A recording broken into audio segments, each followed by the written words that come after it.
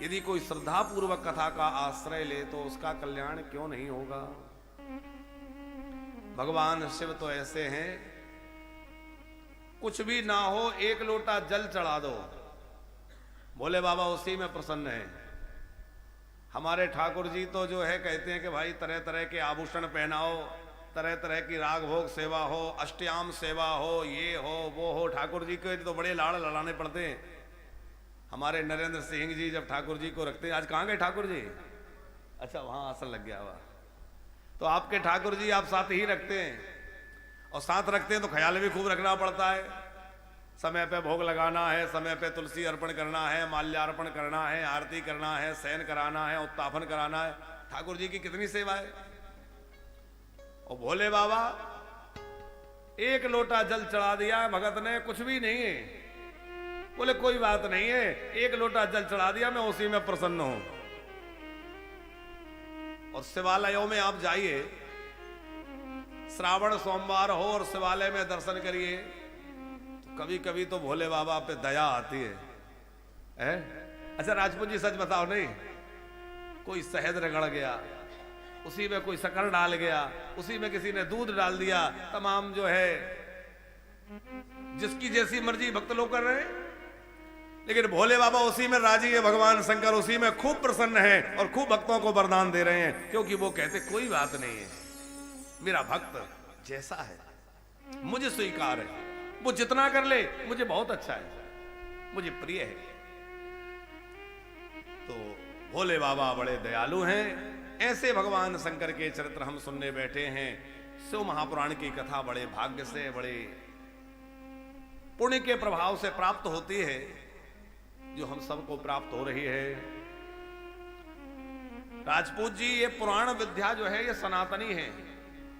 ऐसा नहीं है कि द्वापर के अंत में सत्यवती जी के गर्भ से व्यास जी प्रकट हुए, उन्होंने पुराणों का प्रणयन किया, ऐसा प्राय माना जाता है, लिखा भी है। लेकिन इसके पहले पुराण नहीं थे, ऐसा नहीं है। ऋग्वेद में एक बात कही गई है, ऋचः सामान्य छंदांसि पुराणम यजुषा सह उच्छिष्टा जज्झिरे सर्वे दिवे देवा दिवश्रुता। परमात्मा ने ही ऋग साम आदि वेदों को प्रकट किया। छंदांसी पुराणम, परमात्मा ने ही पुराणों को प्रकट किया। ये पुराण विद्या भी जो है व्यास जी तो निमित्त बनकर के इनको निबद्ध करते हैं, लेकिन वास्तव में इनको प्रकट करने वाला कौन है? भगवान श्री हरि। उन्हीं ने यजुर्वेद आदि को प्रकट किया, उन्हीं ने पुराणों को प्रकट किया, उन्हीं ने 6 शास्त्रों को प्रकट किया। तो मूल रूप से पुराणों के कर्ता भी व्यास जी ना हो करके साक्षात परमात्मा ही है। मनु महाराज एक जगह कहते हैं कि जिस समय पितरों का श्राद्ध हो,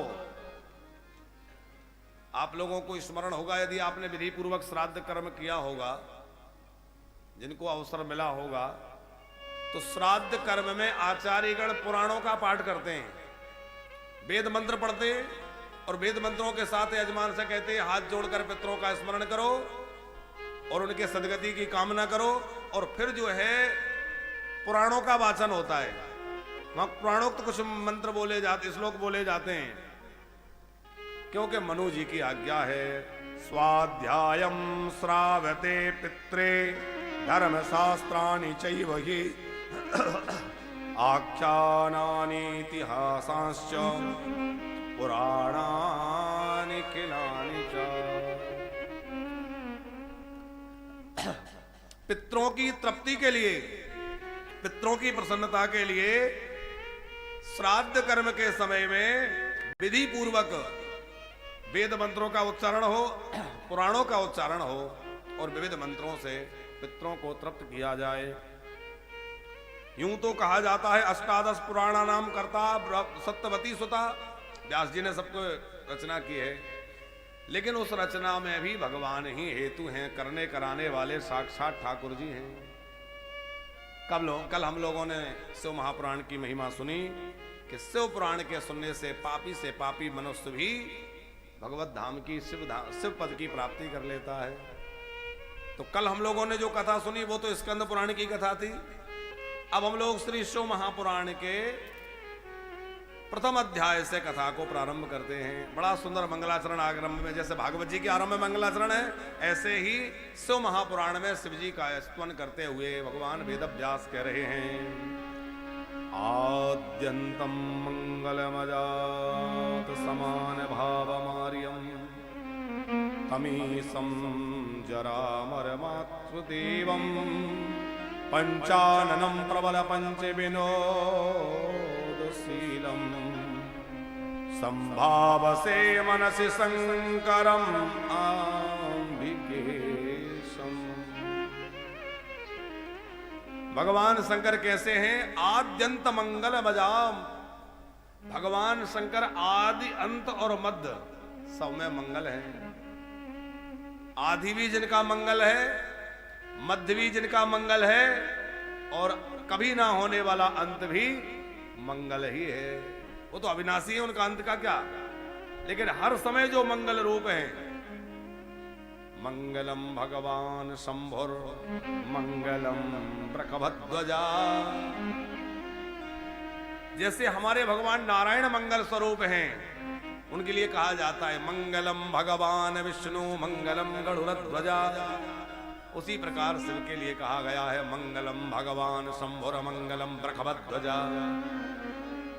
भगवान शंकर भी मंगल स्वरूप हैं। कल हमने निवेदन किया था कि हरि और हर गंगा कालिंदी संगमे प्रयागे परमे पुण्ये ब्रह्मलोकस्य वर्तमनि। शिव महापुराण की कथा का आरंभ कहां से हो रहा है? तीर्थराज प्रयाग से। और प्रयाग में 3 नदियां हैं, गंगा यमुना सरस्वती। गंगा ज्ञान का स्वरूप है, यमुना भक्ति का स्वरूप है, और सरस्वती सत्कर्म का स्वरूप है। माने शिव महापुराण जो है वो तीनों से समन्वित है। उसमें भरपूर ज्ञान भी है, भक्ति भी है, और सत्कर्म की प्रेरणा देने वाला भी है। ऋषियों के समाज में, ऋषियों के समुदाय में श्री सूत जी महाराज पधारे, और सूत जी को आता हुआ देखकर सब हर्षित हो गए। तम दृष्ट्वा सूत मायंतम हर्षता मुनयस्तदा चेतसा सुप्रसन्नेन पूजां चक्रुर्यथा त्रास्त्र विद्या हीना धेनु विप्रा वक्षिता शरण्यावनहीनाश्च कामिन्युति मृगा सदा। शस्त्रों की विद्या से रहित, शरणागतों की रक्षा से विमुख, गाय और ब्राह्मण की रक्षा से विमुख हो जाएंगे क्षत्रिय। ऐसा सौनक जी कह रहे हैं। वैश्य जो है उनमें कृपणता का दोष आ जाएगा, वह उदारता पूर्वक दान नहीं करेंगे। आज भी जिन ब्राह्मणों में उदारता दिख रही है, जिन क्षत्रियों में शरणागत वत्सलता दिख रही है, और जिन वैश्यों में उदारता दान वीरता दिख रही है, ये भगवान की विशेष कृपा अनुग्रह का फल है। अनेक दोष उत्पन्न हो जाएंगे, उसकी चर्चा की तो सौनक जी कह रहे हैं इन दोषों से बचा कैसे जाए। सूत जी महाराज ने कहा, ऋषियों वेदांत सार सर्वस्वं पुराणं चैवमुत्तमं सर्वागौगधाकरं परत्र परमार्थदम्। मैं तुम्हें वेद वेदांत के सार की कथा सुनाता हूं, जो वेद और वेदांत का सार है, जो साक्षात शिव स्वरूप है। वह 100 प्रकार के अघों का, पापों का नाश करने वाला जो शिव महापुराण है, वह मैं तुम्हें सुनाता हूं। शिवम पुराण तिलकम खलु सत पुराणम वेदांत वेद विलसत परवस्तु गीतम यो वै पठच्छ शृणुयात् परमाद्भरेण शंभु प्रिया सही लवेत परमां गतिम वै। यह शिव महापुराण भी पुराणों का तिलक है। इसके सुनने से निश्चित ही 100 प्रकार के अमंगल दूर हो जाते हैं, जीव शुद्ध हो जाता है। कथा आरंभ करते हुए सूत जी कह रहे हैं, एक समय मुनियों ने ब्रह्मा जी से प्रश्न किया, समस्त ऋषि मुनियों ने पहले ये चिंतन किया कि श्रेष्ठ तत्व कौन है, सबसे उत्तम तत्व, श्रेष्ठ तत्व क्या है। तो ऋषि मुनियों की सभा हुई, कोई निर्णय नहीं हो पाया।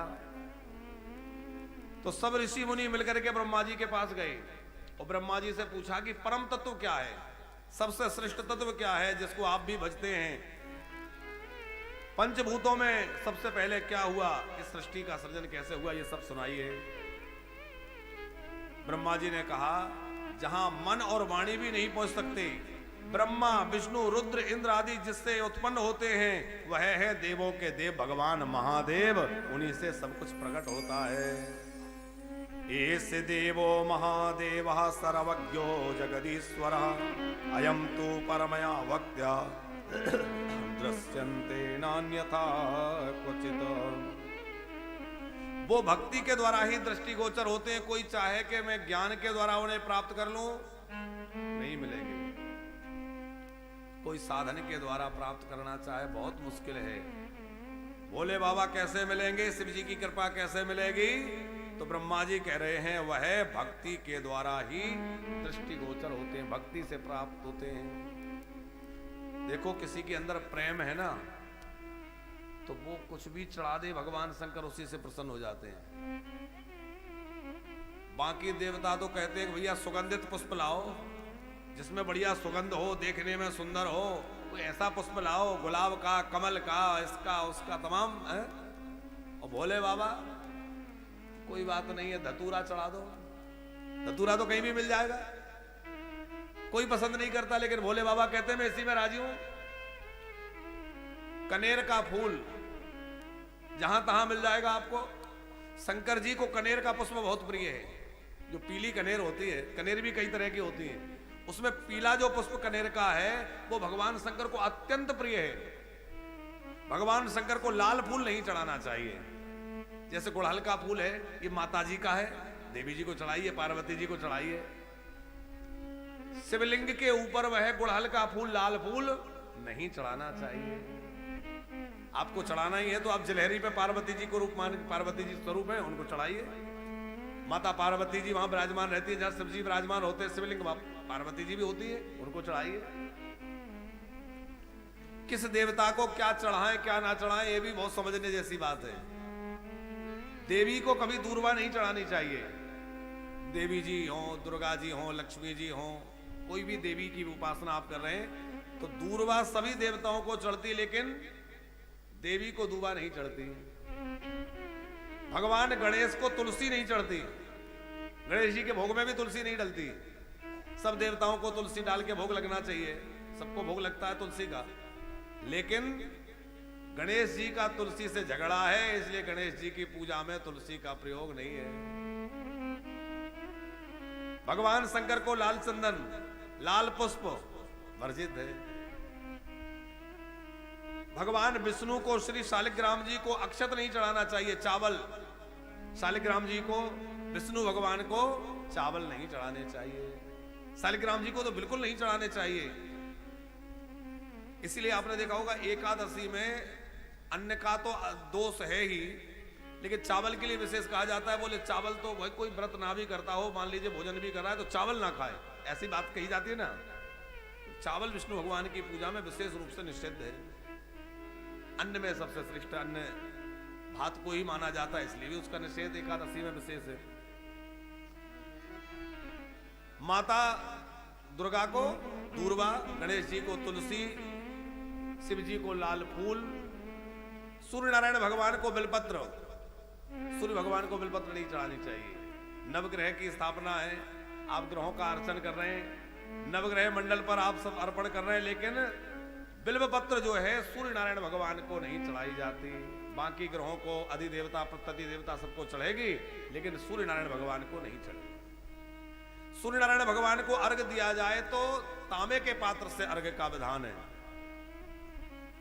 भगवान विष्णु का, शालिग्राम जी का अभिषेक करना हो तो शंख से अभिषेक करना चाहिए। ये कुछ आवश्यक बातें भी आपको बतला दे इस पुराण में। यद्यपि अभी कोई प्रकरण ऐसा नहीं है, पर अब बात आ गई है तो सुना रहे हैं। हाँ, नहीं लोग सोचते हैं शिव पुराण में यही सब लिखा है। शिव पुराण में शिव जी की कथा है, टोटके नहीं है। कभी पढ़ के देखो घर में लाके, तुम लोग घर में भी पढ़ा करो। गीता प्रेस गोरखपुर से बढ़िया बढ़िया ग्रंथ निकलते हैं। हम सबको गीता प्रेस गोरखपुर के ऋणी रहना चाहिए जीवन जीवन तक, कि भैया कितने ग्रंथों को प्रणयन कर दिया, कितने ग्रंथ छाप दिए और बड़े सस्ते। आप पुरानी गीता जी उठा के देखिए, 2 रुपए 1 रुपए है। आज भी इतनी महंगाई के जमाने में 5-5 रुपए की 4-4 रुपए की पुस्तकें गीता प्रेस से मिल रही हैं, छोटी छोटी पुस्तकें, जितने में आज कुछ भी नहीं आता। तो महाभारत है, अष्टादश पुराण है, सब गीता प्रेस से प्रकाशित है। आप पढ़िए, खुद पढ़िए और खुद देखिए क्या है पुराणों में।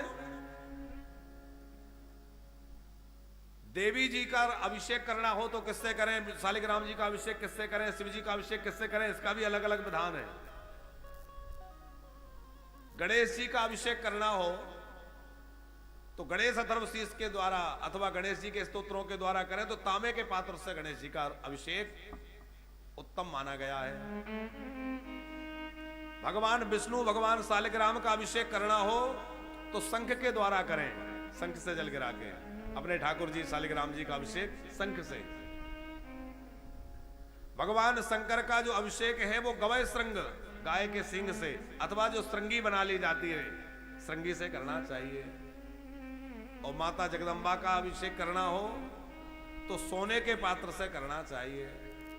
आप कहेंगे महाराज जी सोने का पात्र कहाँ है, सोना कहाँ मिल पा रहा है? तो कोई बात नहीं है, किसी अभिषेक पात्र में थोड़ा सोना लगवा लिया जाए, उसके अग्रभाग में थोड़ा सोना लगवा लिया जाए, अथवा ताम्र पात्र से ही पर अभिषेक करें तो पूजा की सब देवताओं की विधि है। भगवान शंकर ऐसे हैं, उनको जो चढ़ा दो उसी से प्रसन्न। बोले धतूरा चढ़ा दो हम उसी में राजी हैं, कनेर का पुष्प चढ़ा दो उसी में राजी हैं, जो मिल जाए बोले बाबा कहते हम उसी में प्रसन्न है। लेकिन भक्ति के सहित पूजा करोगे तो भगवान शंकर प्रसन्न होंगे। यदि कोई बुद्धि लगाकर शिव जी को जानना चाहे तो कोई कितनी भी बुद्धि लगा ले, भगवान शंकर को कोई समझ नहीं सकता। बुद्धि के विषय नहीं है। ब्रह्मा जी ने कहा यदि उन शिव में अपना मन लगा करके उनको प्राप्त करना है तो उसके 3 साधन हैं। मनसा मननम तस्य महासाधन मुच्यते, श्रोतव्या कीर्तितव्यश्च मंतव्यश्च महेश्वरः। पहला श्रवण है, पहला साधन है श्रवण। शिव जी की खूब कथा सुने, शिव चरित्रों को सुने। शिव जी की कथा सुनने से क्या होगा? बोले अंतःकरण निर्मल होगा। पहला साधन है श्रवण।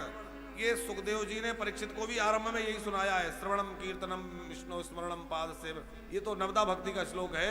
वहां तस्मात् भारत सर्वात्मा भगवान ईश्वरो हरि, श्रोतव्य कीर्तितव्य स्मर्तव्य भयम। तो वहां भी तीनों साधन की चर्चा आई है। पहला काम श्रवण करे, दूसरा काम मनन करे। कथा सुनने के बाद उसका मनन करना चाहिए। ऐसा नहीं कि सुनकर गए सब भूल गए। क्या सुना था आज हमने, आज कौन कौन से चरित्र हुए, कौन कौन सी कथाएं हुई, क्या क्या बताया गया, उसको ठीक तरह से घर में जाके अपने कमरे में जाके मनन करें। जैसे हम लोग तो कहीं जाएं तो हमारे पास थैली सामान सब है कि कुछ रखना हो तो व्यवस्था हमारे पास रहती है। अब गैया मैया भोजन करने जाए, कहीं चारा खाने जाए, उसके पास तो कोई थैली नहीं है। पशुओं के पास भी भगवान ने व्यवस्था लेकर दे रखी है। क्या दे रखी है? आपने कभी बंदरों को देखा है? बंदरों को चने डालिए, कोई चीज डालिए तो वो यहां भर लेते हैं, यहां उनकी थैली है, क्योंकि वह जल्दी जल्दी खाना है, उतना समय तो है नहीं। बाद में कहीं बैठ के आराम से उसको फिर निकालेंगे और फिर बढ़िया से खाएंगे। ऐसी गाय को आप देखना, हरी हरी घास सब जगह खूब खड़ी हो तो गाय क्या करती है, उस समय तो जल्दी जल्दी खाती जाती है, ठीक से चबाने का समय नहीं होता। बाद में घर में आके जब बैठती है तो निकाल के अंदर से उसको मुंह चलाती है। आप क्या क्या बोलते हैं उसको? जवारी कर रही है, जवारी करती है। तो हम लोगों को भी करना है। कैसे करना है? बोले हाँ, तो एक के बाद एक चरित्र आते रहते हैं, कथा सुनते रहते हैं। पर हम जब एकांत में बैठे तो उसको निकाल करके अपने चित्त के द्वारा उसका चिंतन करें, उसका मनन करें। आज कौन कौन सी कथाएं हुई थी, कौन कौन से चरित्र हुए थे, एक बार जो मनन कर लिया जाता है वह स्थिर हो जाता है। सुनने के बाद उसका मनन अवश्य करें। तो श्रवण, फिर है मनन, और तीसरा है कीर्तन। ब्रह्मा जी कह रहे हैं मनसा मननम तस्य महासाधनम उच्चतम श्रोतव्यः कीर्तितव्यश्च। कीर्तन करें। कीर्तन के कई भेद हैं। एक तो है लय और तालबद्ध रूप से जो भगवान के नाम गाए जाते हैं, ये भी कीर्तन है। दूसरा है वेद मंत्रों के द्वारा भगवान शंकर की स्तुति करना। रुद्री आदि, अष्टाध्यायी आदि के जो वेद मंत्र हैं, उन वेद मंत्रों के द्वारा भगवान शंकर का स्तवन करना, वह भी कीर्तन है। और तीसरा है शास्त्रों में, स्मृतियों में भगवान शंकर की जो स्तुतियां आई हैं, उन स्तुतियों को प्रेम पूर्वक, अनुराग पूर्वक गायन करना, वह भी कीर्तन है। तो चाहे आप सामान्य भाषा में नाम संकीर्तन करिए, चाहे शास्त्र स्मृतियों के द्वारा कही गई स्तुतियां गाइए, और चाहे वेद मंत्रों के द्वारा, जैसी आपको सामर्थ्य है, जैसी भगवान ने प्रज्ञा दे रखी है, लेकिन कीर्तन करिए। कीर्तन से भगवान बड़ी जल्दी प्रसन्न होते हैं। इति श्रुति प्रमाणम न साधने नामुना परम साध्यम व्रजत सर्वार्थ साधनैक परायण। यह समस्त वेदों का प्रमाण है। ब्रह्मा जी कह रहे हैं कि इन तीन कार्यों से बड़ी जल्दी साधक को सिद्धि प्राप्त हो जाती है। सूत जी महाराज कह रहे हैं एक बार सरस्वती नदी के तट पर श्री व्यास जी महाराज को तपस्या करते हुए सनकादि ने देखा। व्यास जी तप में संलग्न थे, तपस्या चल रही थी। सनकादि पास में गए और सनत कुमारों ने जाकर पूछा कि आप ऐसी कठोर तपस्या क्यों कर रहे हैं? व्यास जी बोले मैं इसलिए तपस्या कर रहा हूं कि मैं मुक्ति प्राप्त करना चाहता हूं, मुक्ति प्राप्त करने के लिए मैं तपस्या कर रहा हूं। सनत कुमारों ने कहा मुक्ति का साधन तो शिव तत्व है, उन्हीं शिव का श्रवण, कीर्तन और मनन करें। ये तीन ही साधन सनत कुमार ने व्यास जी को सुनाए। श्रवणम कीर्तनम संभोर मननम चा महत्तरम त्र्यम साधनम मुक्तम चा विद्यते वेद सम्मतम। ये तीन ही साधन है, इनसे बड़ी जल्दी मुक्ति मिलती है, लेकिन इनको शिव का ध्यान करते हुए करें। कथा श्रवण करें, मनन करें, कीर्तन करें। शौनकादि ऋषियों ने सूत जी से पूछा कि जो ये तीनों काम ना कर सके उसको क्या करना चाहिए, उसकी मुक्ति कैसे हो, कृपा कैसे प्राप्त हो। सूत जी कहते हैं वह शिवलिंग का पूजन करे अथवा शिव जी के बेर रूप माने साकार रूप का पूजन करे। देखो शिव जी ऐसे देवता है कि इनका साकार रूप में पूजन भी होता है, निराकार रूप में भी पूजन होता है। ऋषियों ने प्रश्न किया है कि शिव जी के शिवलिंग का पूजन क्यों होता है? सब देवताओं के साकार रूप में, उनकी मूर्ति रूप में पूजा होती है, लेकिन शिव जी के शिवलिंग की पूजा क्यों होती है? सूत जी महाराज ने सुनाया है शिव जी कला शून्य है, निर्गुण है, निराकार है, ब्रह्म रूप है, इसलिए उनका जो है ज्योति रूप में अथवा निराकार रूप में शिवलिंग के रूप में पूजन होता है। और सगुण साकार भी है, इसलिए उनका मूर्ति रूप में भी पूजन होता है। मूर्ति रूप को यहाँ बेर रूप कहा है और जो निराकार रूप है उसको लिंग रूप कहा है। तो लिंग रूप में भी पूजन होती है और बेर रूप में भी पूजा होती है। शिव सगुण और निर्गुण दोनों रूपों में है। अच्छा देखो, हरि और हर में कोई भेद नहीं। भगवान विष्णु भी वैसे ही है। शिवस्य हृदयम विष्णु, विष्णु से हृदयम शिव। शिव के हृदय विष्णु है, विष्णु के हृदय शिव है। इन दोनों देवताओं की मूर्ति पूजा भी होती है और निराकार रूप में पूजा भी होती है। कैसी? भगवान शंकर के शिवलिंग रूप में पूजा होती है और सगुण साकार रूप में भी पूजा होती है। भगवान विष्णु की सगुण साकार रूप में भी पूजा होती है और शालिग्राम जी के रूप में पूजा होती है। तो शालिग्राम क्या है?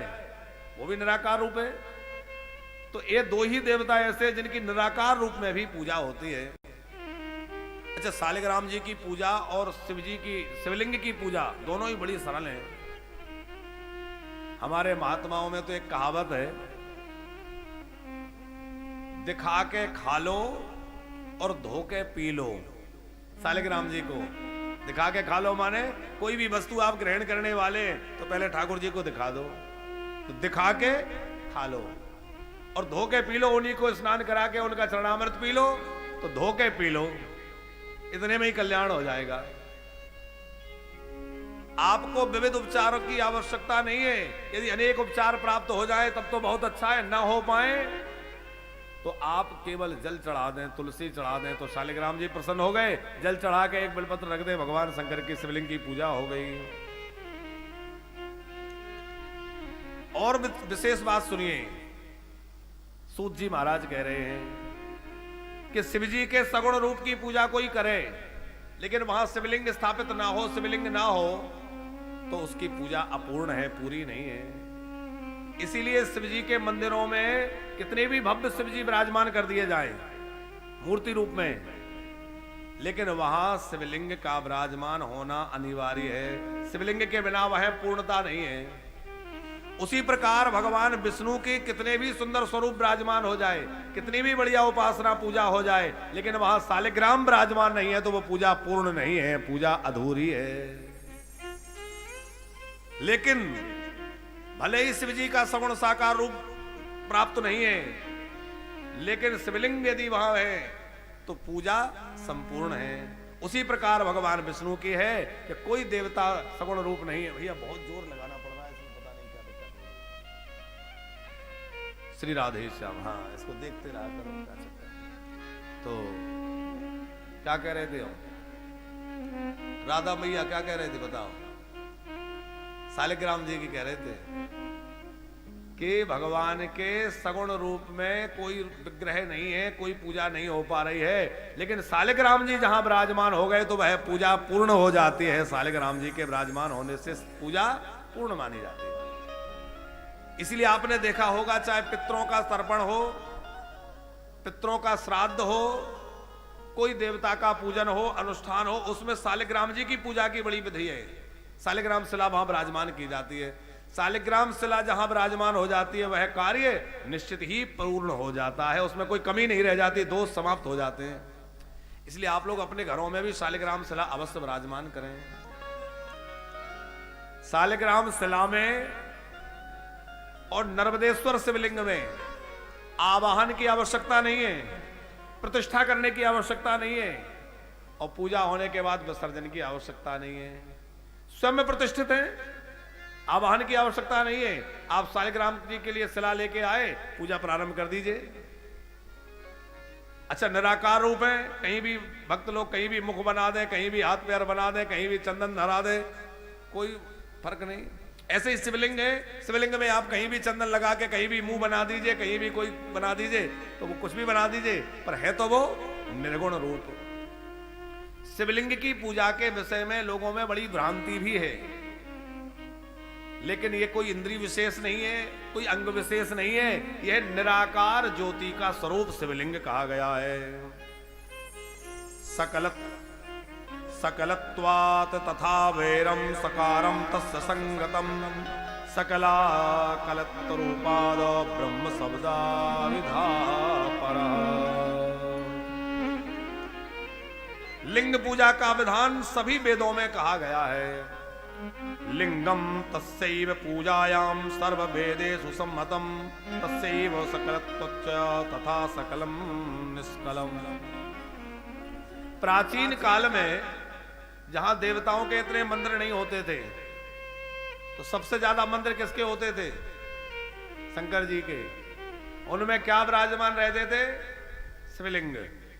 प्राचीन भारत के आप प्राचीन मंदिरों को देखिए, सोमनाथ मंदिर है, महाकालेश्वर मंदिर है, ये जो हमारे जो ज्योतिर्लिंग हैं, आदि आदि रूप में शिवलिंग ही प्राय होते थे। या तो गांव के बाहर हनुमान जी का मंदिर खेड़ापति, और या शिवलिंग। मूल रूप से विशेष रूप से शिवलिंग ही सब जगह विराजमान होते थे, और शिवलिंग की पूजा युगों युगों से होती आई है। रावण भी शिवलिंग की पूजा करता था। तो त्रेता में भी शिवलिंग पूजा है। राम जी ने रामेश्वर की स्थापना की तो शिवलिंग बना के की, त्रेता की बात है। सतयुग में भी शिवलिंग की पूजा होती थी, अनेक उदाहरण है। तो सब युगों में शिवलिंग की पूजा है। ऋषियों ने पूछा कि शिवलिंग की पूजा कब से आरंभ हुई? सूत जी कहते हैं प्राचीन काल में। बड़ी सुंदर कथा है, शिवलिंग की पूजा आरंभ कब से हुई। श्वेत वाराह कल्प चल रहा था, अभी भी श्वेत वाराह कल्प चल रहा है, लेकिन इस कल्प की बात नहीं है, ये प्राचीन किसी, क्योंकि 30 कल्प हैं। कल्पों की संख्या कितनी है? 30। इनकी पुनरावृत्ति होती रहती है, जैसे 12 महीने चक्र चलता रहता है। मनवंतर कितने हैं? 14 है।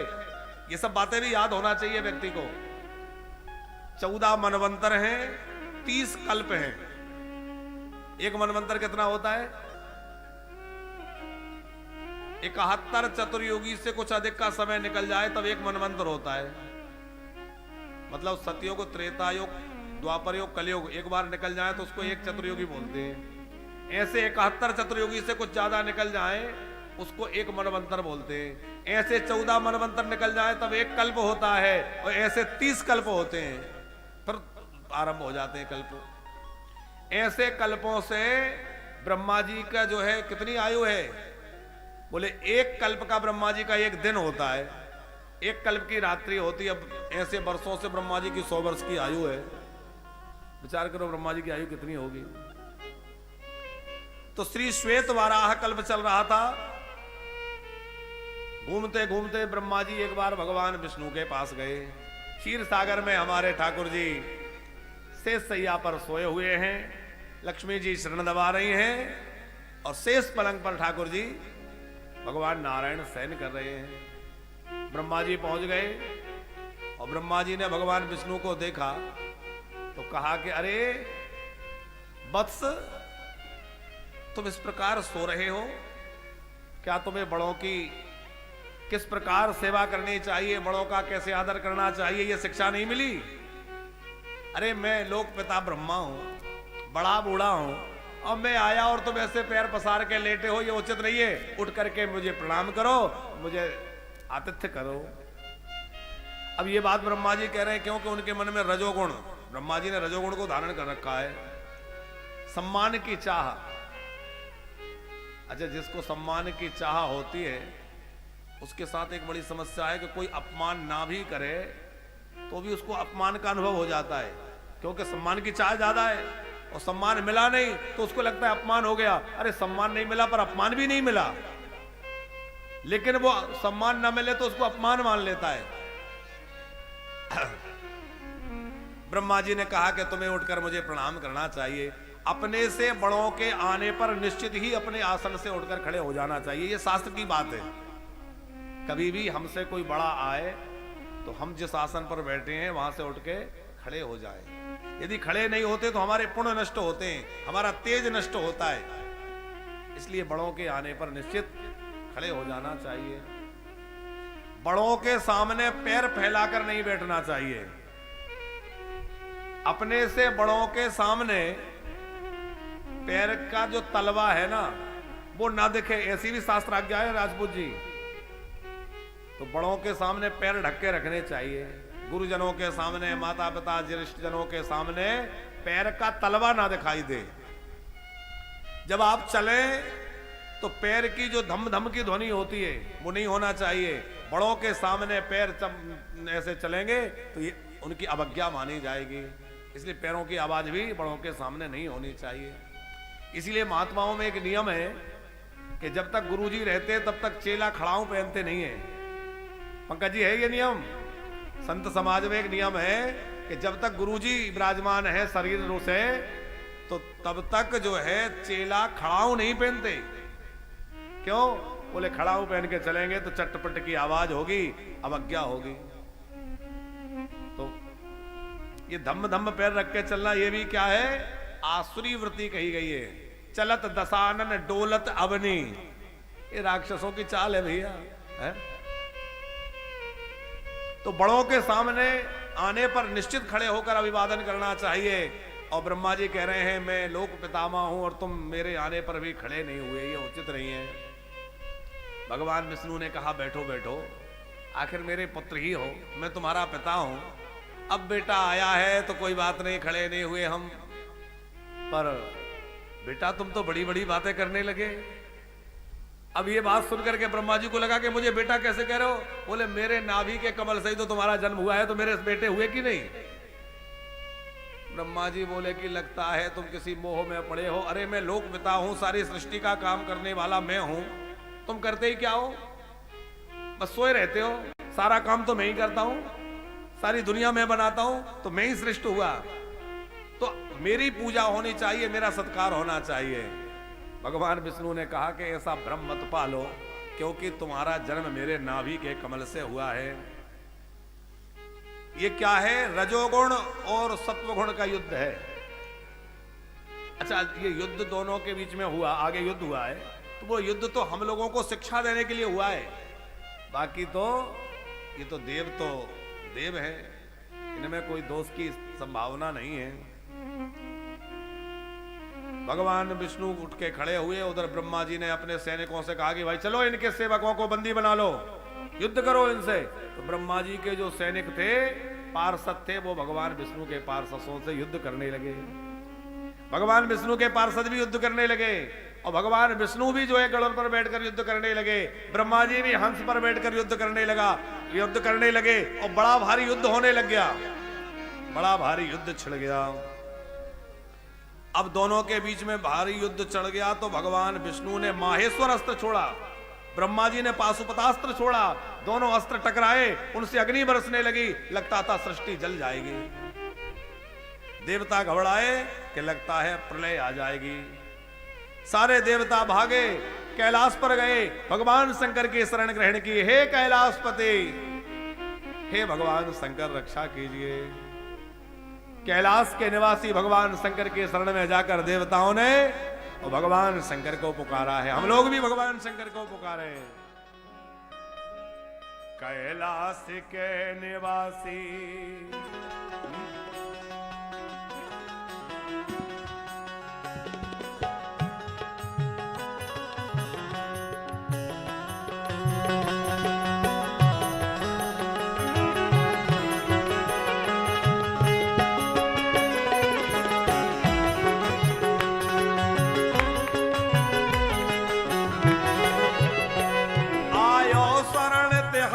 शंभो तार तार दो, आयो शरण तिहारे बोले तार तार दो।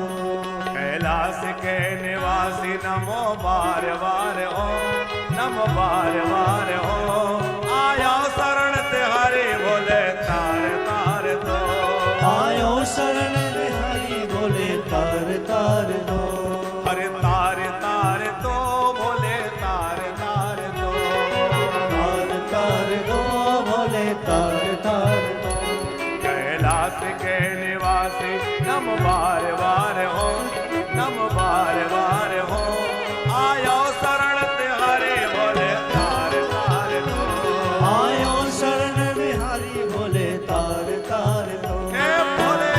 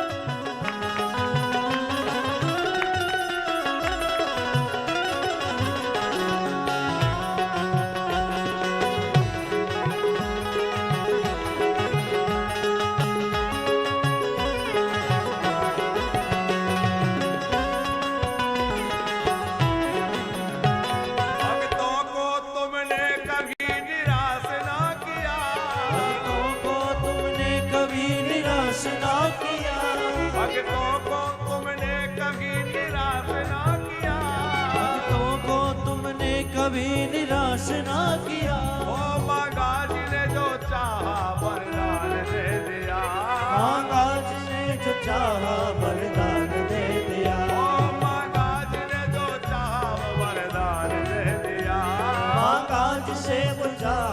वरदान दे दिया। बड़ा है तेरा दायरा, बड़ा है तेरा दायरा, बड़ा गदार तू, बड़ा है तेरा दायरा, बड़ा गदार तू। आयो शरण तिहारी बोले तार तार दो, आयो शरण तिहारी बोले तार तार दो। ओ आयो शरण तिहारी बोले तार तार दो, आयो शरण तिहारी बोले तार तार दो।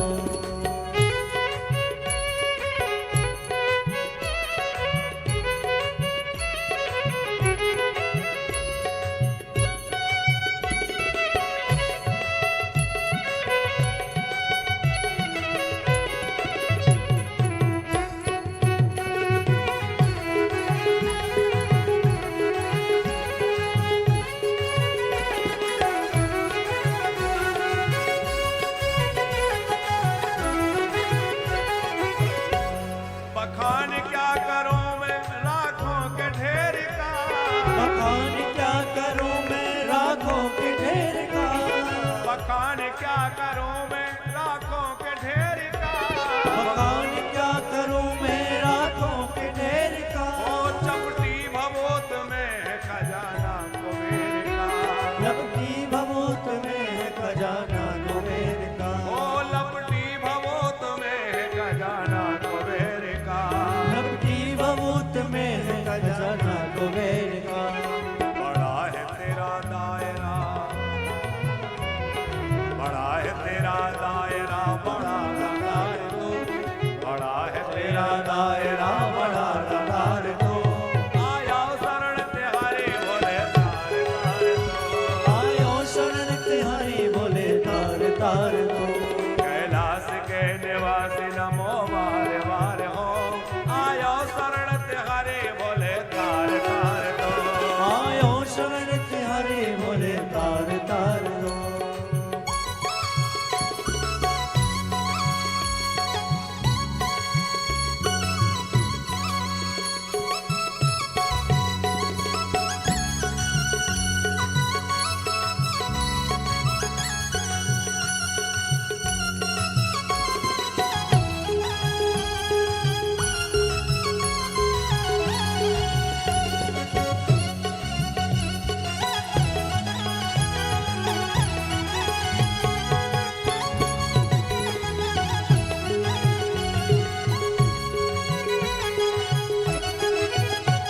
क्या क्या नहीं दिया हमें, हम क्या प्रमाण दें, क्या क्या नहीं दिया हमें, हम क्या प्रमाण दें।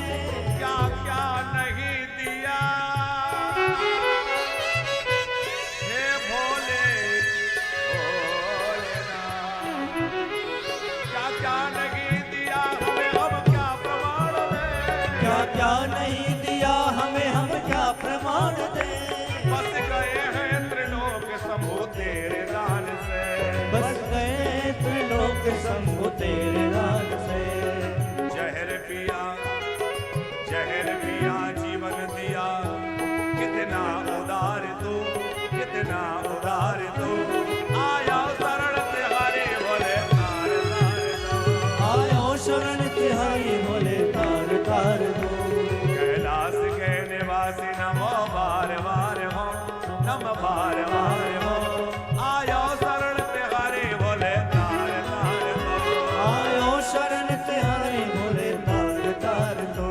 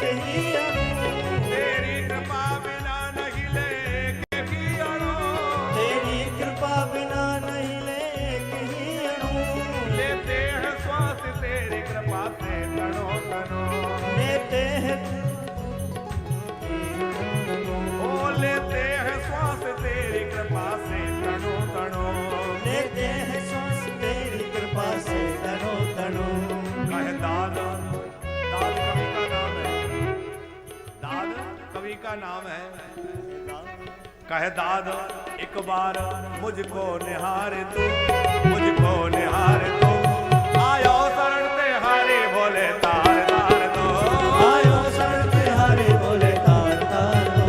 कैलाश के निवासी नम बार बार हो, निवासी नम बार बार हो, आयो शरण ते हारे बोले तार तार दो, आयो शरण ते हारे बोले तार तार दो, आयो शरण ते हारे बोले तार तार दो, आयो शरण ते हारे बोले तार तार दो। हरे नमः शिवाय ओम नमः शिवाय, नमः शिवाय ओम नमः शिवाय, हरे नमः शिवाय शिव नमः शिवाय, नमः शिवाय शिव नमः शिवाय, नमः शिवाय शिव नमः शिवाय, नमः शिवाय शिव नमः शिवाय, ओम नमः शिवाय शिव नमः शिवाय, नमः शिवाय शिव नमः शिवाय, हरे नमः शिवाय शिव नमः शिवाय, नमः शिवाय शिव नमः शिवाय।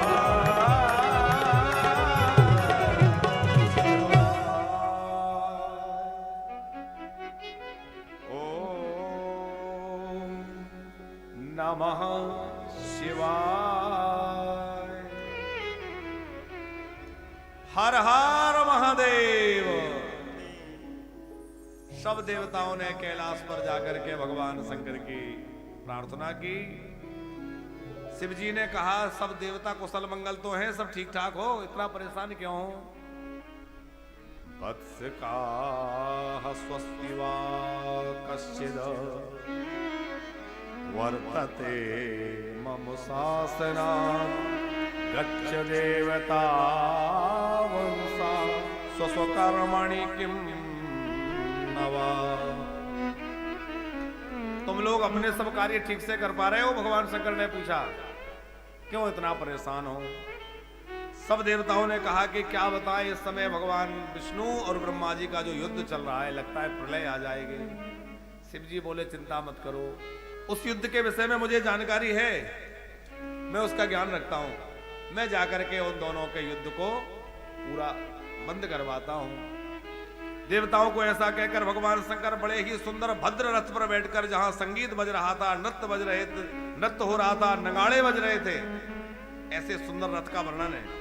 ऐसा नहीं कि हमारे भोले बाबा केवल नंदी जी पे ही बैठते हैं। शिव पुराण में कई जगह वर्णन है कि भोले बाबा बड़े दिव्य रथ पर बैठकर गए। यहां भद्र रथ की चर्चा है, जिसमें संगीत बज रहा है, नृत्य हो रहा है, नगाड़े बज रहे हैं, मृदंग बज रहे हैं। ऐसे सुंदर विमान में, रथ में बैठ के भगवान शंकर दोनों देवताओं के पास पहुंचे। और वहां जाकर शिव जी ने क्या किया, दोनों युद्ध कर रहे थे तो दोनों के बीच में एक अग्नि स्तंभ के रूप में, एक बड़े से स्तंभ के रूप में खड़े हो गए। दो लोग युद्ध कर रहे हों, दो लोग झगड़ा कर रहे हों, लड़ाई कर रहे हों, तीसरा पहुंच जाए और थोड़ा मजबूत हो, लेकिन तीसरा दोनों पकड़ के रोक दे, भाई बंद हो जाओ, कमजोर हो तो ना घुसे है, और नहीं तो हॉस्पिटल पहुंच जाए। भाई दोनों जो झगड़ रहे हैं, लड़ रहे हैं, उनसे मजबूत होना चाहिए कि नहीं? भगवान शंकर तो शंकर जी हैं, भगवान महादेव दोनों के बीच में पहुंच गए। विष्णु जी ने कहा कि देखो, हम लोगों को युद्ध करते बहुत समय बीत गया, पर कोई निर्णय नहीं हो पाया, तो अब हम लोगों का यही निर्णय होगा कि जो बीच में खंभ प्रकट हो गया है, हम लोग इसका मूल भाग खोज लें, इसका अंत खोज लें, तो जो खोज लेगा वो विजयी हुआ, उसी की पूजा होगी। तो भगवान विष्णु जो है वो वाराह का रूप धारण करके, वराह रूप धारण करके नीचे चले गए, और ब्रह्मा जी हंस का रूप धारण करके ऊपर चले गए। ब्रह्मा जी ने कहा कि मैं इसका अंत ढूंढ के आऊंगा, और भगवान विष्णु ने कहा मैं इसका आदि ढूंढूंगा। आदि कहां है, कहां से प्रकट हुआ है और कहां तक गया है? ब्रह्मा जी ऊपर गए। भगवान विष्णु और ब्रह्मा जी को हजारों वर्ष बीत गए, पर उसका आदि अंत नहीं मिला। तो भगवान विष्णु ने समझ लिया कि इसका कोई अंत पाना संभव नहीं है, इसलिए अपने स्थान पर लौट आए। ब्रह्मा जी भी लौटे, लेकिन ब्रह्मा जी ने सोचा कि यदि झूठा भी कह दिया जाए कि हमने इसका अंत देख लिया, कौन देखने जा रहा है, पूजा तो हो ही जाएगी। ब्रह्मा जी के मन में ये भाव आ गया। पर विष्णु भगवान कहेंगे कोई साक्षी बना के लाए हो, कौन साक्षी है, गवाही कौन देगा? तो एक पुष्प नीचे गिर रहा था, वो केतकी का पुष्प था। उसी को कहा कि तुम गवाही दे देना, तो मैं तुम्हारी पूजा में श्रेष्ठ स्थान तुम्हें दिला दूंगा। उसने कहा ठीक है, हम गवाही बन जाएंगे, साक्षी बन जाएंगे। तो दोनों अपने स्थान पर लौट के आए, शिव जी भी, वो विष्णु भगवान भी और ब्रह्मा जी भी।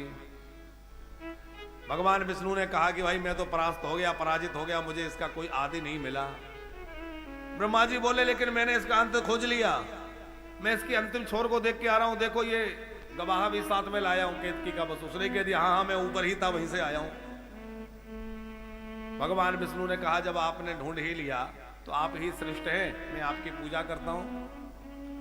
पार्षदों से कहा लाओ पूजा की थाली, इनकी पूजा करेंगे।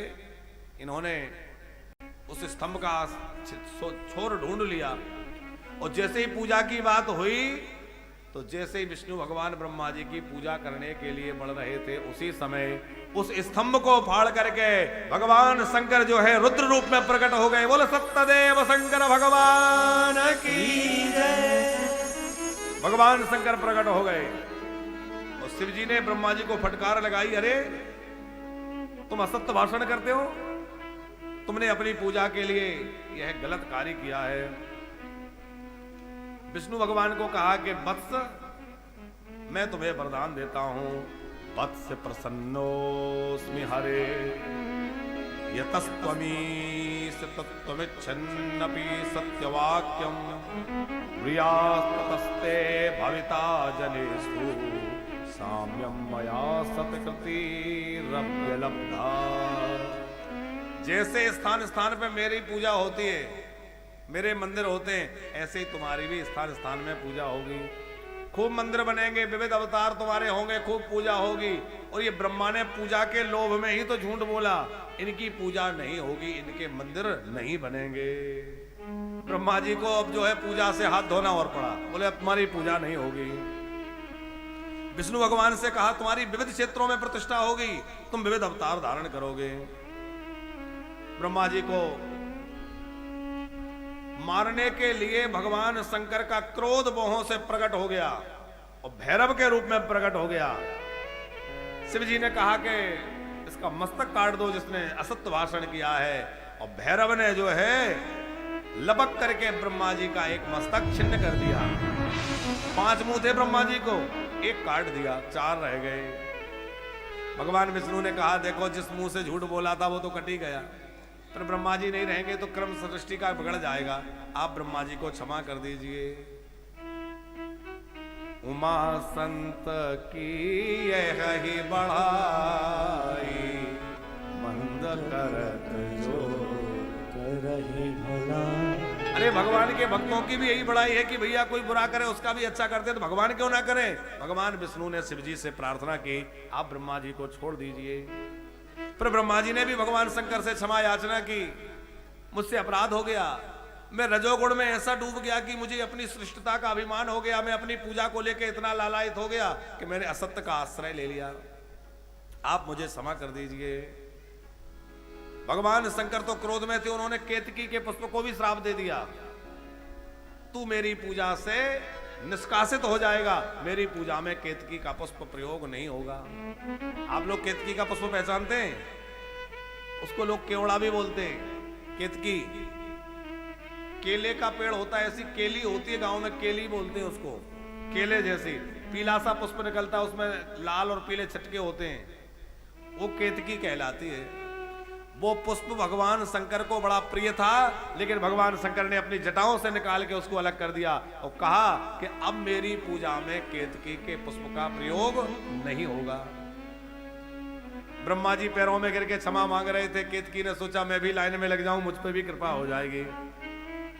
ब्रह्मा जी ने क्षमा मांगी कि बरम ददामि ते तत्र ग्रहण दुर्लभ परम वैतानिकेषु गृह्येषु यज्ञेषु च भवान् गुरु। भगवान शंकर ने वरदान दिया चलो तुम शरण में आ गए हो, अपनी भूल का तुम्हें एहसास हो गया है, तो मेरा वरदान है कि तुम्हारे मंदिर तो नहीं बनेंगे, लेकिन यज्ञों में तुम्हारी पूजा होगी। तो कोई भी यज्ञ बिना ब्रह्मा की पूजा के पूर्ण नहीं होता। यज्ञ में दक्षिण भाग में ब्रह्मा जी का स्थान रखा जाता है, ब्रह्म पात्र स्थापित किया जाता है, वहां नारियल रख के कुसा का मोटक बना के ब्रह्म पात्र स्थापित करके ब्रह्मा का स्थान दिया जाता है। उसके अलावा भी यज्ञ मंडप में ब्रह्म स्तंभ, ब्रह्मा का स्थान वह प्रधान रूप से होता है। केतकी के पुष्प ने कहा मुझ पे भी कृपा कीजिए, भोले बाबा तो दयालु हैं, बड़ी जल्दी प्रसन्न होने वाले। कहा कोई बात नहीं है, तुम मेरी पूजा में प्रयोग नहीं होगे, लेकिन बाकी देवताओं की पूजा में तुम्हारा प्रयोग हो सकेगा, मेरी पूजा में नहीं। उसने कहा पर भगवान मुझे तो आपका आश्रय चाहिए, सब देवताओं की पूजा में तो मैं पहुंचूं, लेकिन आप ना मिले तो मेरी जीवन की अपूर्णता रह जाएगी। तो शिव जी ने कहा कि तुम मेरी पूजा में तो उपयोग नहीं होगे, लेकिन मेरे जो मंडप बनाया जाएगा उस मंडप में तुम्हारा प्रयोग हो सकेगा। तो केतकी का पुष्प शिव जी के मंडप में लगाया जा सकता है, लेकिन शिव जी को चढ़ना निषिद्ध है। जिस दिन भगवान शंकर उस ज्योतिर्लिंग से प्रकट हुए, जो ज्योति बीच में प्रकट हुई थी, उस दिन फाल्गुन कृष्ण चतुर्दशी थी। तो भगवान शंकर ने कहा शिवरात्रि इति ख्याता तिथिर ऐसा मम प्रिया। यह जो तिथि है यह शिवरात्रि के नाम से जानी जाएगी। इस दिन पूजा का विशेष महत्व होगा, जो इस दिन से पूजा करेगा मैं उससे विशेष प्रसन्न रहूंगा। एतत् काले तु या कुर्यात् पूजा मल्लिंग वेरयो कुर्यास् जगता कृत्यम स्थिति सर्गाधिकम। राजपूत जी शिव जी कह रहे हैं कि 1 वर्ष तक विधि पूर्वक शिव पूजा करने से जो फल मिलता है वो शिवरात्रि के दिन शिव पूजा करने से एक ही दिन में प्राप्त हो जाता है। इसलिए शिवरात्रि के दिन सभी लोगों को बड़े निष्ठा से सावधान होकर शिव पूजा करनी चाहिए। प्राय लोग मानते हैं शिवरात्रि को शिव जी का विवाह, लेकिन यहां से वो महापुराण में कथा है कि उस दिन भगवान शंकर का वह ज्योतिर्लिंग प्रकट हुआ, उस ज्योति स्वरूप से शिव जी प्रकट हुए, इसलिए उस दिन को शिवरात्रि के रूप में मनाया जाने लगा।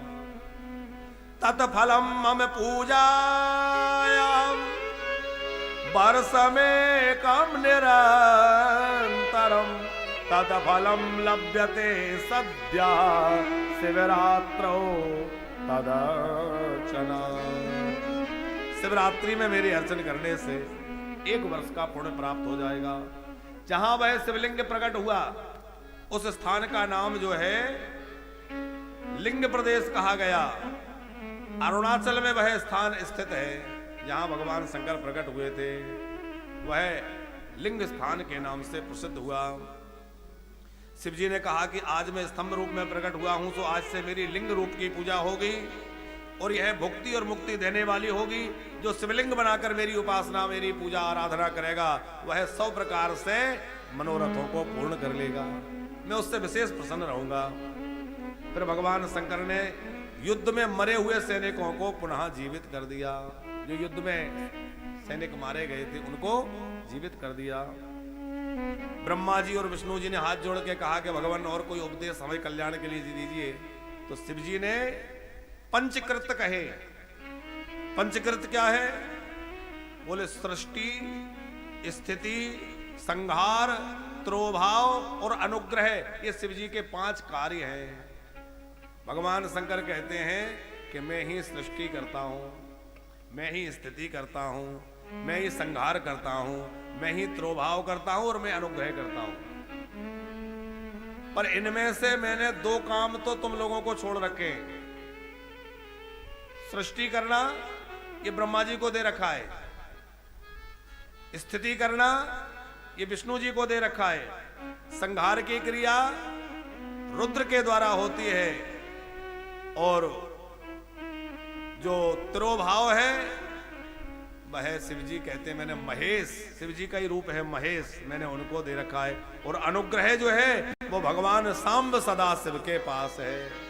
यहाँ शिव जी के 3 रूपों की चर्चा है, रुद्र, महेश और सदाशिव शिव जी अनेक रूपों में विराजमान रहते हैं। जो सृष्टि है, पृथ्वी उसका मूल कारण है जिससे उत्पत्ति होती है। जो स्थिति है, जल उसका मूल कारण है, उससे वृद्धि होती है। जो संहार है, अग्नि उसका मूल कारण है, जो विनाश होता है, नष्ट होता है। त्रोभाव में वायु मुख्य कारण है जो लय करती है, और अनुग्रह में आकाश कारण है जो मुक्ति को देने वाला है। भगवान सदाशिव मुक्ति प्रदान करने वाले हैं। भगवान शंकर कहते हैं रुद्र और महेश मेरा ही स्वरूप है, और मैं सदाशिव अनुग्रह करता हूं। ये पंच लक्षण कहे गए हैं। यह पंचकृत शिव महापुराण में कहे गए हैं। शिव जी की इन वाणी को सुनकर ब्रह्मा जी और भगवान विष्णु शिव जी की स्तुतियां करने लगे। शिव जी ने ज्ञान की सिद्धि के लिए ओमकार मंत्र का उपदेश किया। जिसको ज्ञान की सिद्धि करना है वह ओम का उच्चारण करते हुए ओमकार का जप करे। यह मेरी आत्मा है। ओम क्या है? शिव जी कह रहे हैं ओम जो है वो मेरी आत्मा है। इसकी उत्पत्ति मेरे मुखों से हुई है। भगवान शंकर के कितने मुख हैं? कितने मुख हैं शिव जी को? 5। तो भगवान शंकर का उत्तर दिशा में जो मुख है उससे आकार की उत्पत्ति हुई। पश्चिम दिशा में जो मुख है उससे उकार, दक्षिण के मुख से मकार, मध्य में जो मुख है उससे बिंदु, पूर्व में जो मुख है उससे बिंदु, और मध्य में जो मुख है उससे नाद उत्पन्न हुआ। इस तरह से 5 अक्षर हुए, आ, ई, म, बिंदु और नाद। इसको मिलाया ओम। अब आप थोड़ी देर शांति से इसका अनुभव करिए तो आपको लगेगा कि ओम बोलने से कितनी शांति मिलती है। ओम।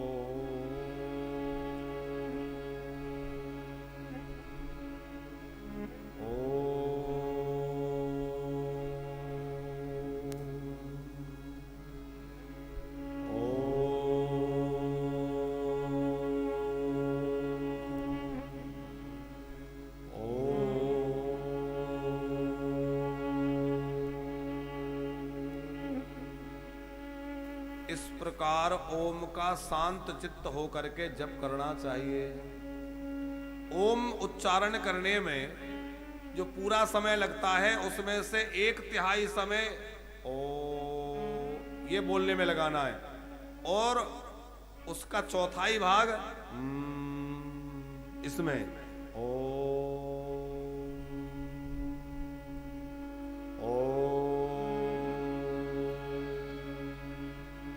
माने समय के 4 भाग आपने किए तो 3 हिस्से ओ, 4था हिस्सा इस प्रकार ओम गुंजन के साथ प्रकट होना चाहिए।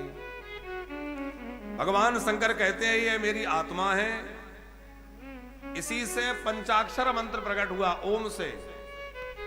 ओम जो है वह सब मंत्रों का मूल है, वेद का मूल है। इसीलिए बिना यज्ञोपवीत पहने ओम का उच्चारण करना निषिद्ध है। अपवित्र अवस्था में ओम का उच्चारण निषिद्ध है। जो यज्ञोपवीत नहीं पहनते उनके लिए ओम का उच्चारण निषिद्ध कहा गया है। ओम से पंचाक्षर मंत्र हुआ, उसमें जो आकार है उससे ना उत्पन्न हुआ, उकार से मा उत्पन्न हुआ, मकार से सी उत्पन्न हुआ, बिंदु से वाह हुआ और नाद से या हुआ। तो ये 5 अक्षर प्रकट हुए तो क्या बन गए? नमः शिवाय। अब देखो बिना यज्ञोपवीत वालों को ओम उच्चारण करने में कठिनाई थी, नहीं कर सकते हैं, लेकिन नमः शिवाय ये पंचाक्षर मंत्र सब जप सकते हैं। यज्ञोपवीत वाला हो, बिना यज्ञोपवीत का हो, अंत्यज हो, स्त्री हो, पतित हो, पापी हो, कोई कैसा भी हो, नमः शिवाय ये पंचाक्षर मंत्र सब जप सकते हैं और सबका कल्याण करने वाला है। नमः शिवाय, नमः शिवाय, नमः शिवाय, नमः शिवाय, नमः शिवाय, नमः शिवाय। आपको कोई मंत्र नहीं आता हो, कोई बात नहीं है। शिव जी की पूजा के लिए यह पंचाक्षर मंत्र ही सबसे श्रेष्ठ मंत्र है। आप जल चढ़ा रहे हैं, नमः शिवाय। गंध अक्षत कर रहे हैं, नमः शिवाय। बस ये पंचाक्षर मंत्र बोलते बोलते आप गंध, दुग्ध, जल, पुष्प, बिलपत्र जो चढ़ाना है इसी से पूजा कर लीजिए, इसी से आपकी पूजा पूरी हो जाएगी। भगवान शंकर कहते हैं पंचाक्षर से ही, इस नमः शिवाय मंत्र से ही स्वर प्रकट हुए, इन्हीं से त्रिपदा गायत्री प्रकट हुई, गायत्री से वेद प्रकट हुए और वेद के द्वारा पर करोड़ों मंत्र प्रकट हो गए। तो सबका मूल क्या है? ओम, प्रणव। ओम कहां से प्रकट हुआ? भगवान शंकर के 5 मुखों से उसका एक एक स्वर पैदा हुआ, उसी से नमः शिवाय हुआ, उसी से फिर गायत्री मंत्र हुआ, गायत्री मंत्र से वेद प्रकट हुए। पंचाक्षर मंत्र जो है वो 100 प्रकार की सिद्धियों को देने वाला है। इसलिए शिव जी के सामने बैठ के एक माला भी यदि कोई नित्य नमः शिवाय मंत्र की कर ले तो वह 100 प्रकार के पापों से मुक्त होकर के, दुखों से मुक्त होकर के और शिव का प्रिय हो जाता है। भगवान शंकर उसको बड़ा प्रेम करते हैं। रुद्राक्ष की माला ले लीजिए, मुश्किल से आपको 2 मिनट लगेंगे। नमः शिवाय, नमः शिवाय, नमः शिवाय। ओम लगाने की आवश्यकता भी नहीं है, पंचाक्षर में ओम की आवश्यकता नहीं है। हाँ, यदि यज्ञोपवीत आपने पहन रखा है, आप उपनयन हुआ है, तो ओम लगा के भी यदि जप करें तो बहुत अच्छा है। यहां भगवान शंकर ने ब्रह्मा और विष्णु को सिर ढक करके और मंत्र प्रदान किया। पुनस्तयोस्तत्र सिरः पटम गुरु प्रकल्प सिद्ध्यति सकलः मंत्र राजानः साक्षात भोग प्रदान।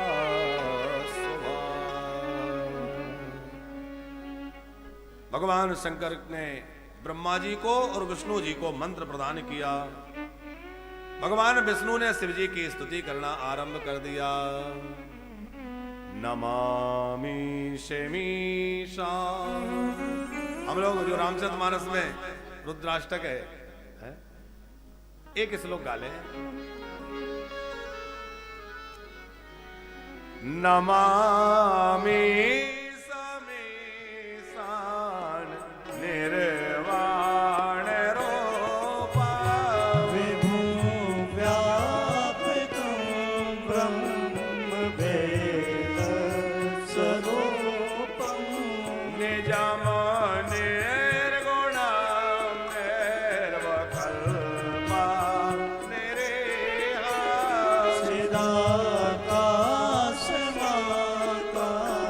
चिदाकाशमाकाशवासं भजेऽहं निराकार ओंकार मूलं गुरेहा गिरा ज्ञानगोति मीशां गिरीशं करालं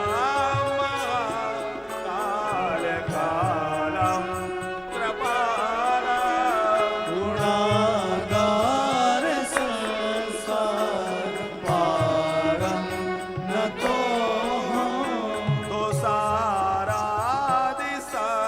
कास्ति गौरं गम्भीरं मनोभूतिकोटि प्रभाश्री शरीरं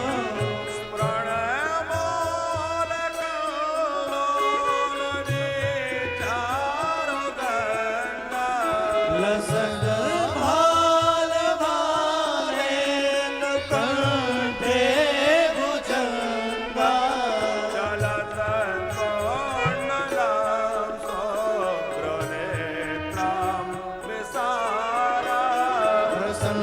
प्रसन्नाननं नीलकण्ठं दयालं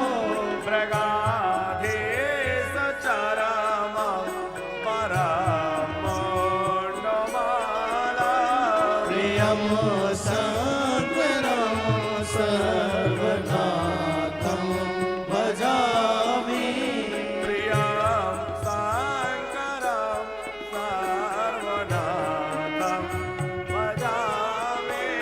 प्रियं शङ्करं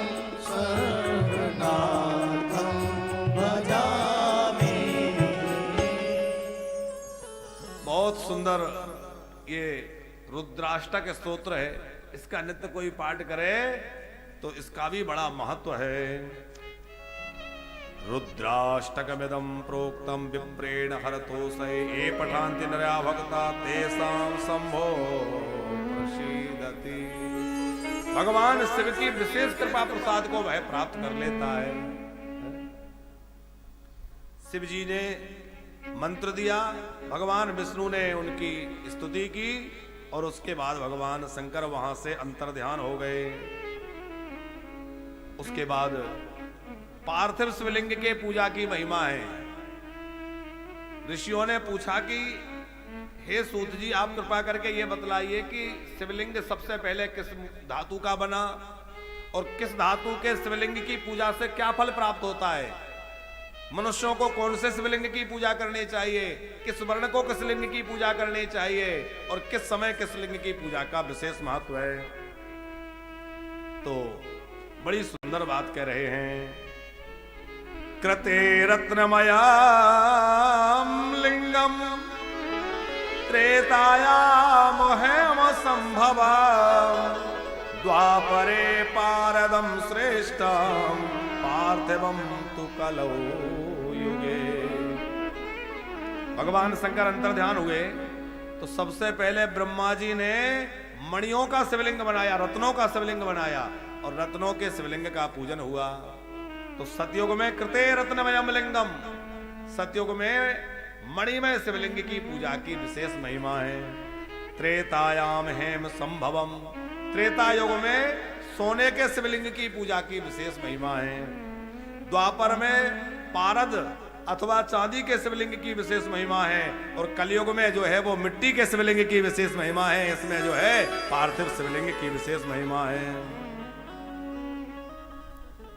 जैसे नदियों में गंगा जी श्रेष्ठ हैं, देवताओं में विष्णु भगवान श्रेष्ठ हैं, उसी प्रकार सब लिंगों में पार्थिव शिवलिंग मिट्टी के शिवलिंग श्रेष्ठ हैं। यथा सर्वेषु देवेषु ज्येष्ठा श्रेष्ठो महेश्वरा एवं सर्वेषु लिंगेषु पार्थिवम श्रेष्ठ मुच्यते।